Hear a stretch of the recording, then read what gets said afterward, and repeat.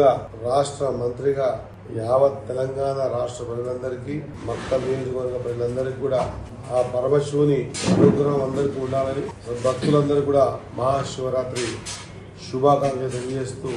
ఏదైతే చాలా ఏళ్ల నుంచి ఉన్నటువంటి ఈ రోడ్డు మార్గాన్ని 3,175 కోట్లతో గుడిబదూరు నుంచి మహబూబ్నగర్ తట్టు జడ్చల వరకు రాజమార్గాన్ని ఇచ్చినటువంటి సందర్భాన్ని ఆ సందర్భంకి మరి పేద ముఖ్యమంత్రి గారు చాలా సందర్భాల్లో చాలా విషయాల్లో కేంద్రాన్ని కలవడం ఆ వారి ద్వారా పనులు తీసుకోవడం మనం చాలా సార్లు చూసాం. చాలా మంది ముఖ్యమంత్రి గారు 60 సార్లు 70 సార్లు ఎందుకు పోతాడు, ఏం చేస్తాడు, ఇంకా 60-70 సార్లు పోయినందుకే దాని ప్రతిఫలమే ఈ రోజు కేంద్ర ప్రభుత్వం ఎక్కడ ఎవరికి ఈనంత పెద్ద ఎత్తున మనకు కృష్ణా బ్రిడ్జి కాడ నుంచి జడ్చల వరకు 3,175 కోట్లతో 4 లైన్ రోడ్ ఇవ్వడాన్ని ఒక మంత్రిగా లేదా ఆ రోడ్డు ద్వారా లబ్ధి చేకూరేటువంటి